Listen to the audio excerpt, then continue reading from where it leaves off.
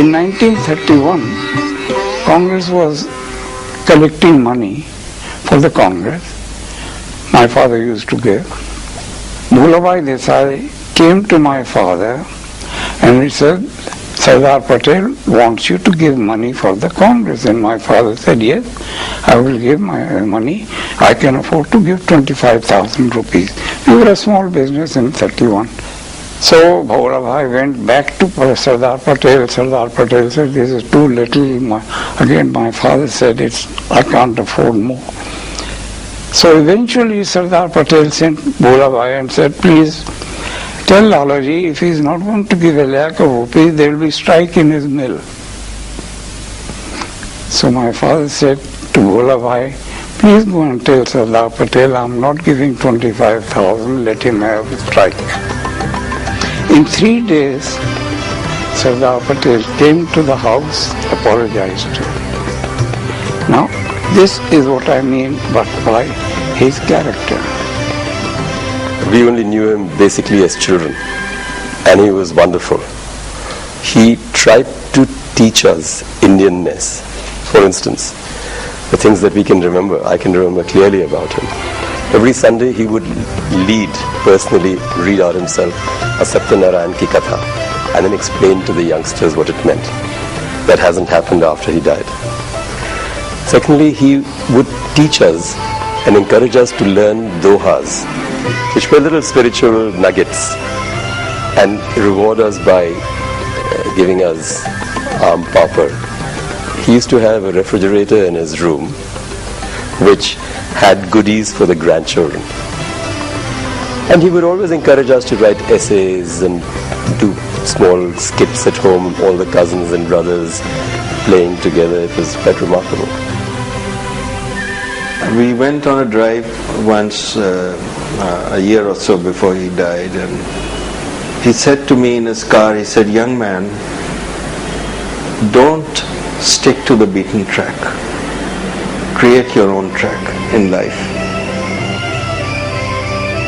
But one of the things that he instilled in every member of the family was that, yes, you must grow, you must achieve, but at some cost, which meant in his mind value systems.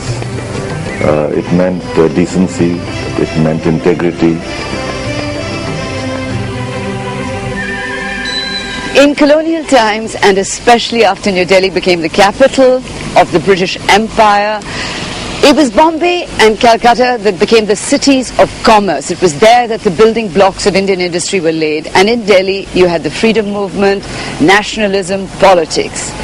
What makes the story of the DCM group, the Delhi Cloth Mills group, unique is that they're virtually the only family from that time that was based in Delhi. This is their story. He started the business basically with his uncle about 117 years ago. As a youngster, not even finished school, he started as a runner between various textile shops, and he developed a tremendous skill. And from there came the first spinning mill. From there on, as opportunities expanded, he started building new facilities, chemical plants, sugar factories, engineering plants in Calcutta and other places. So his energy for entrepreneurship was tremendous. Lala ShreeRam's skills went well beyond his expertise in textiles. By the time he died, the business empire he left behind included interests in sugar, engineering and chemicals. The empire grew partly because of ShreeRam's ability to take chances. He was the real brain and brawn behind the growth of DCM.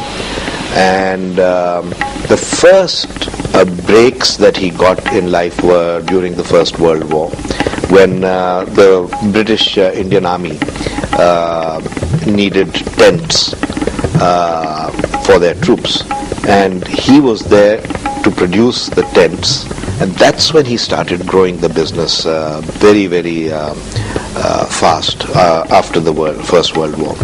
And in the mid-30s, my grandfather took over J Engineering Works and built up J Engineering as a huge business at that time. In March 1932, the British government, well, the Indian government, gave protection to sugar industry. For the first time, DCM went into sugar business. That was away from textile. That was the first time.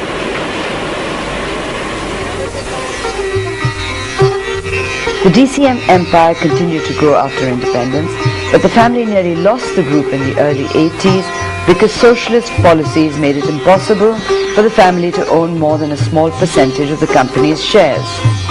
It was saved on account of Vivek Bharatram's friendship with Rajiv Gandhi. Rajiv's personal intervention saved the group from a hostile takeover bid by Swaraj Paul.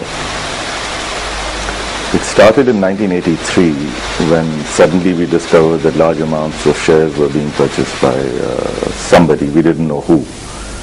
And I was extremely worried, my family was worried, and I went to Rajiv. And he just said, I will try to find out what's going on. And I remember walking into his office in Akbar Road, and I see this person who I have never met before sitting there. And he says, meet Mr. Paul. He's the new owner of your company. And he started laughing. That was when it hit me, and I almost fell off the sofa. And then what did you do to save it? I think he believed that there were laws in this country which at that time, maybe they've been changed subsequently, did not permit the kind of takeover that was being perpetrated both on escorts and DCM. So I think he was really more keen on seeing that within the laws, if protection is required, or if there is even some amendment to the laws required for protection at that point of time for Indian companies, then it should be done and it should be adhered to. And I think he took it up in Parliament, he took it up with people in his party. Not everyone was amenable to it, but he stuck his neck out.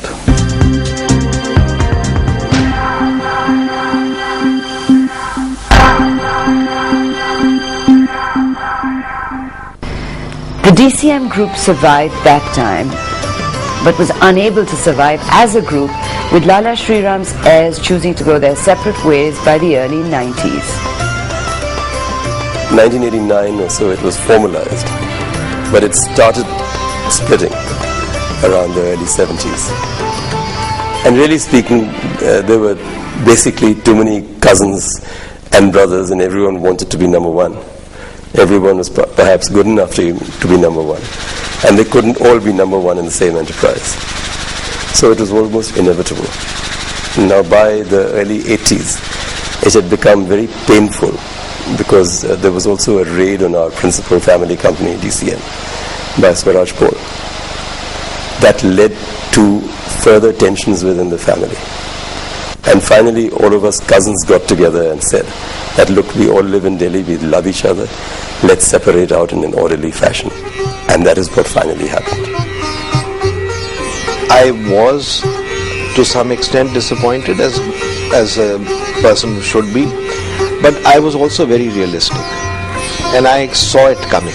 I saw it coming in the 80s when my father and uncle were not getting along together. And I think the mistake that was made was that, and I say this, that this mistake is made over and over again in Indian business families, that they don't prepare for the future.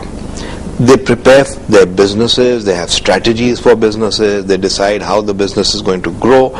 But businessmen in India don't prepare themselves for the next generation and the generation after that. And I think this is where I felt that neither my grandfather nor my father and uncle prepared themselves or the family for the coming generations who were entering the business.